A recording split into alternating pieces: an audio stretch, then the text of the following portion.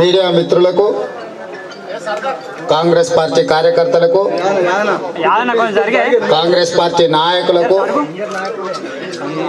మా నాయకులందరి పేర్లు చెప్తే మీడియా మిత్రులకు చాలా సమయం పడుతుంది కాబట్టి అభిమానంతో కాంగ్రెస్ పార్టీ కోసం అహర్నిశలు కృషి చేసి పోరాటాలు చేస్తున్న ప్రతి ఒక్కరికి కూడా స్వాగతం, ధన్యవాదాలు. మిత్రులారా, అయ్యా సోదరా, ఒక్క నిమిషం ఆయన జర నన్ను మాట్లాడు, నేనైనాక నువ్వు మాట్లాడు.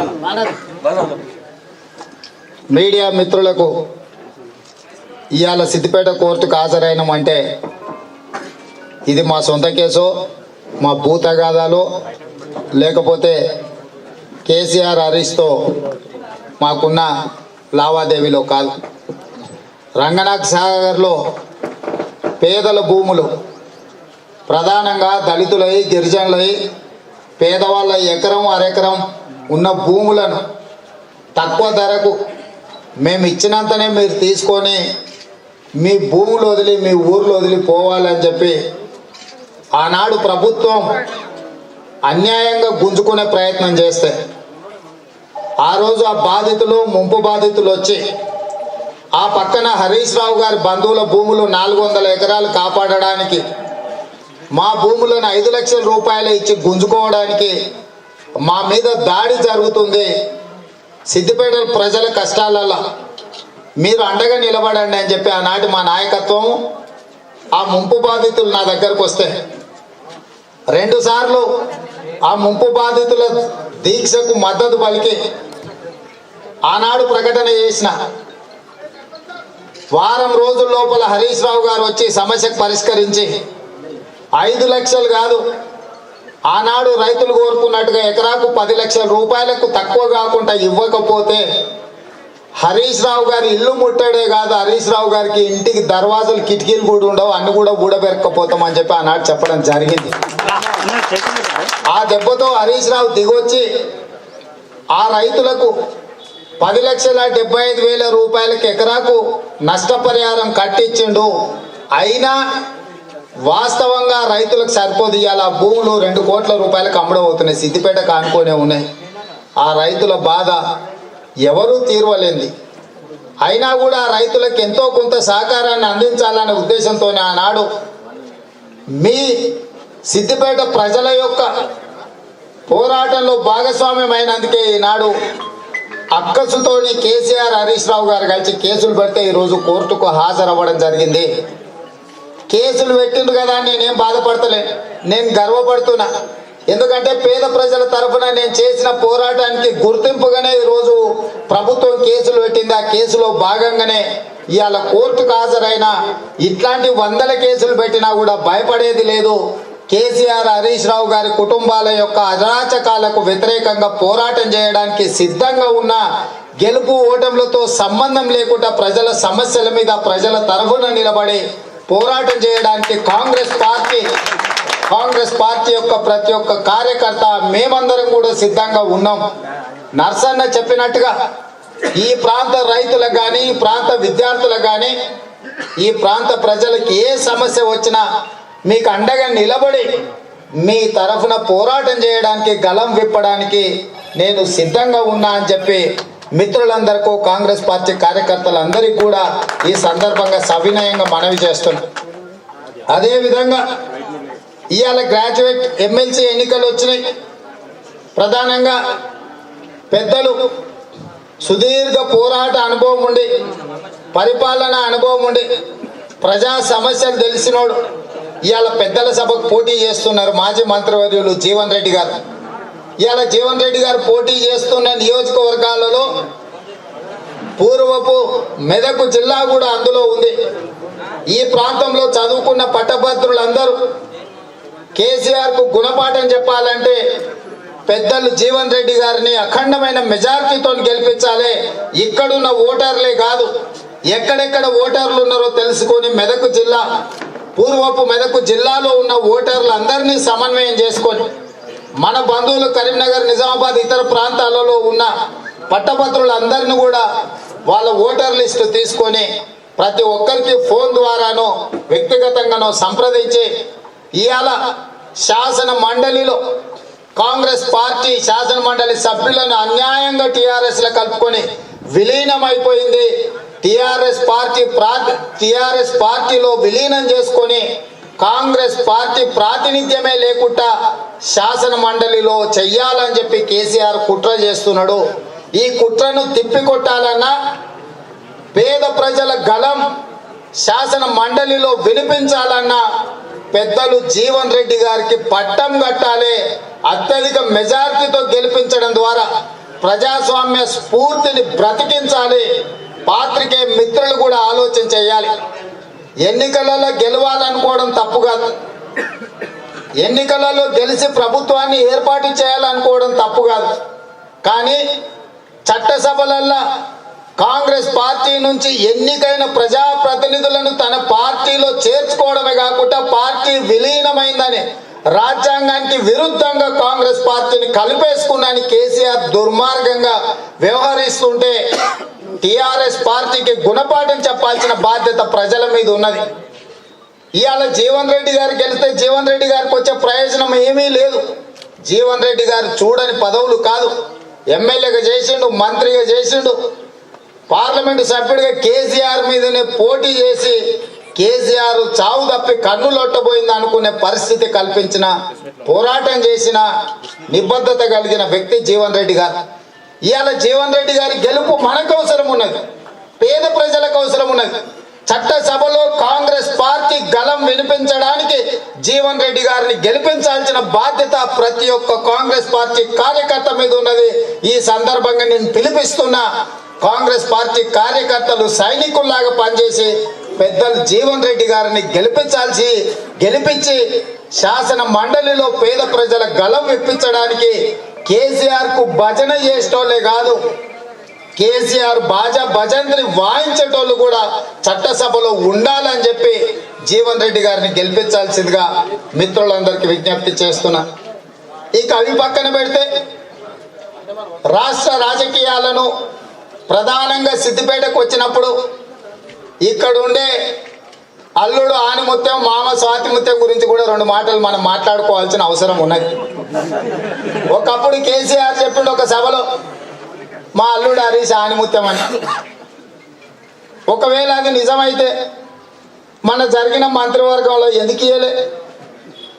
ఆనిముత్యం అప్పుడే అక్కడికి రాకుండా పోయిందా? అంటే చెల్లని రూపాయి అయిపోయిందా హరీష్ రావు? హరీష్ రావుతో ఇంకేం పని లేదా నీకు? నేను ఆనాడే చెప్పిన హరీష్ రావుకు మంచిగా ఉన్నప్పుడు, మీ మామ తక్కువడు కాదురా నాయన, మీ మామ తాస్పాము లాంటోడు, తాస్పాము తన పిల్లల్ని తానే తింటది. పెద్దోళ్ళని అడిగితే చెప్తారు, ఇంటికి పోయినాక తాతనో ముత్తాతనో అడుగురి. తాస్పాము లక్షణం ఏంటంటే పిల్లలు పెట్టంగానే దాని పిల్లల్ని అదే తింటది. కేసీఆర్ కూడా తాస్పాము లాంటోడు, తన పరాలేదు ఎవరినైనా కరుస్తాడు, తన పిల్లలనైనా తింటాడు, నీకున్నది ఎప్పుడో రోజు సావు అని చెప్పి హరీష్ రావుకి చెప్తే నమ్మలే.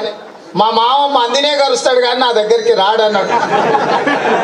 దేశిని సినిమాలను ఓడిచినప్పుడు చెప్పిన, ఆలే నరేంద్రను ఓడిచినప్పుడు చెప్పిన, రవీంద్ర నాయకును ఓడిచినప్పుడు చెప్పిన, రావుల రవీంద్రనాథ్ రెడ్డిని ఓడిచినప్పుడు చెప్పిన, సిరిసిల్లలో పాపారావు అని ఎమ్మెల్యే ఉండే కాంగ్రెస్ నుంచి తెలంగాణ ఉద్యమం కోసం టీఆర్ఎస్ లో చేర్చిన పాపారావును పొడిసి కొడుకు టికెట్ తీసుకున్నప్పుడు చెప్పిన, కేకే మహేందర్ రెడ్డిని ఓడిచినప్పుడు చెప్పిన, సమరసింహారెడ్డిని ఓడిచినప్పుడు చెప్పిన, చివరికి విజయశాంతిని బొందబెట్టినప్పుడు కూడా చెప్పిన, ఇక నెక్స్ట్ నీదే అని.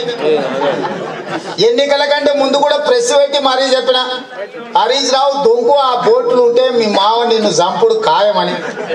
కానీ హరీష్ రావు ఏమనుకున్నాడంటే, నేను ఇంటోని ఆయన పనోళ్ళనే చంపుతాడు, ఇంటోళ్ళను బతకనిస్తాడని.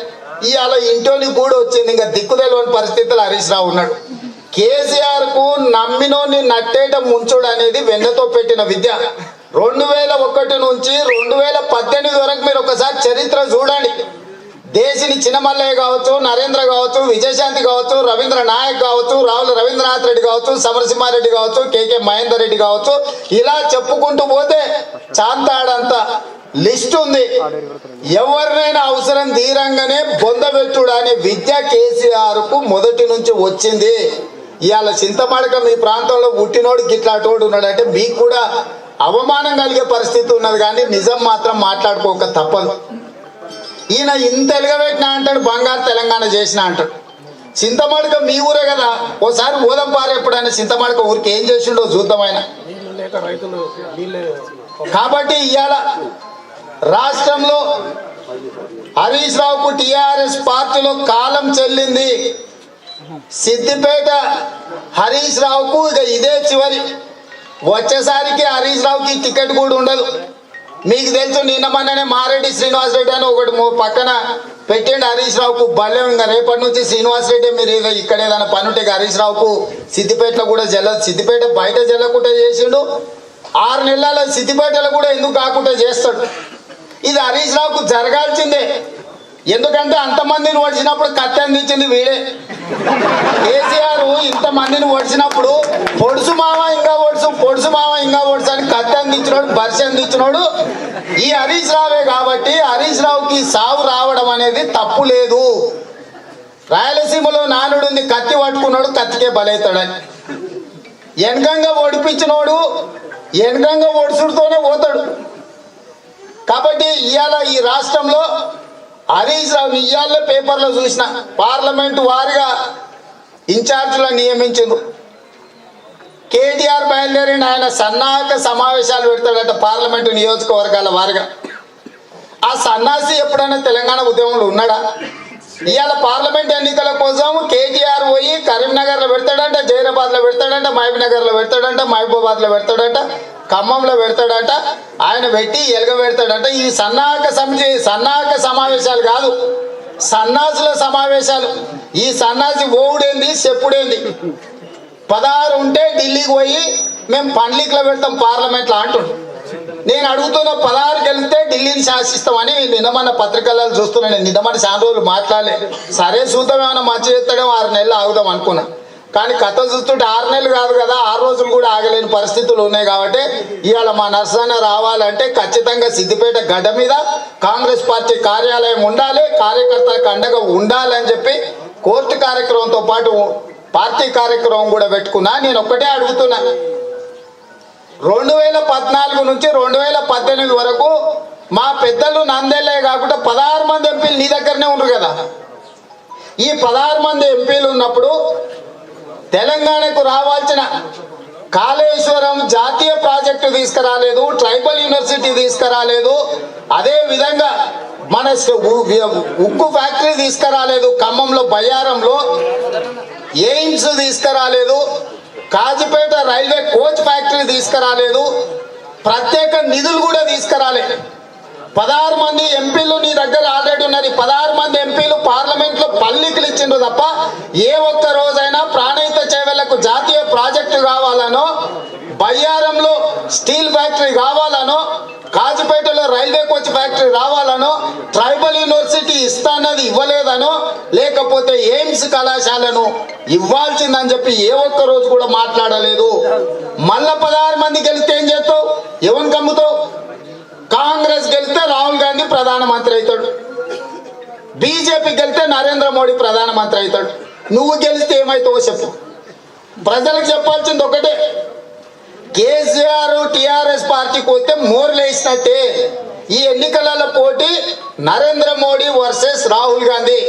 ఇవాళ కాంగ్రెస్ పార్టీకి ఓటేస్తే, ఆనాడు 2004, 2009లో కాంగ్రెస్ పార్టీకి ఓటేస్తే తెలంగాణ రాష్ట్రం ఇచ్చింది కాంగ్రెస్ పార్టీ.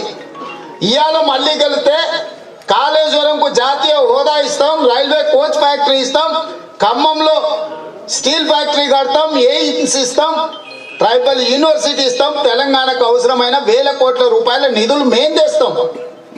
ఇవాళ కాంగ్రెస్ పార్టీ గెలవాల్సిన అవసరం ఉన్నది. కేంద్రంలో కాంగ్రెస్ ప్రభుత్వం ఏర్పాటు చేస్తున్నాం.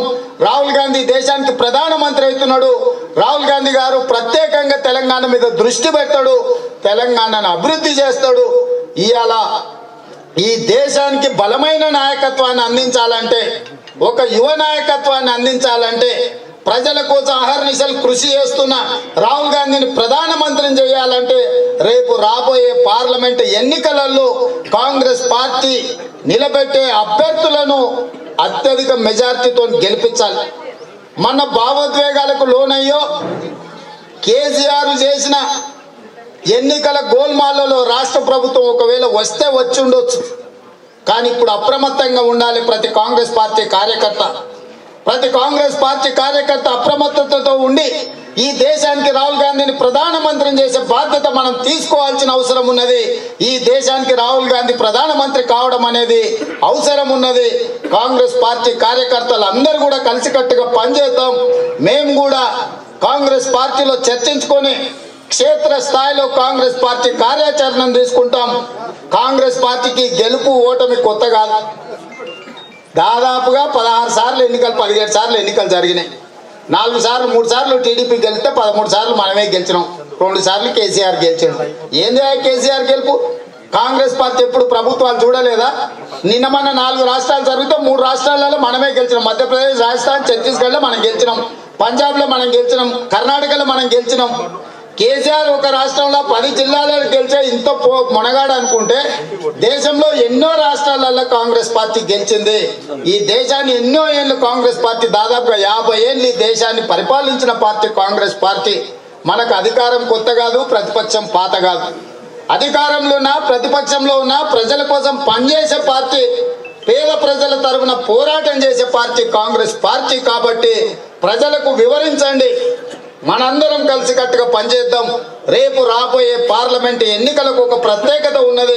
30 సంవత్సరాల తర్వాత, రాజీవ్ గాంధీ గారు మరణించిన తర్వాత 30 సంవత్సరాల సుదీర్ఘ విరామం తర్వాత మళ్ళీ గాంధీ కుటుంబం నుంచి దేశానికి ప్రధానమంత్రి చేయడానికి ఈ దేశ ప్రజలందరూ నిర్ణయించుకున్నారు.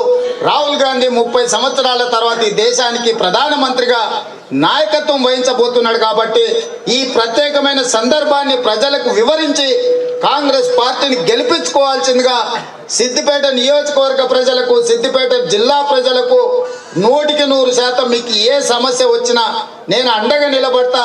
ఇక్కడికి వచ్చిన ప్రతి ఒక్క కార్యకర్తకు ధన్యవాదాలు తెలియజేస్తూ, ఎవరు కూడా అధైర్యపడాల్సిన పని లేదు. ఇక్కడ ఉన్న నాయకత్వం, కార్యకర్తలు ప్రజలలో ఉందాం, ప్రజలలో కలిసి ప్రజా సమస్యల మీద పోరాటం చేద్దామని తెలియజేస్తూ మీ అందరి దగ్గర సెలవు తీసుకుంటున్నా. ధన్యవాదాలు మిత్రులారా.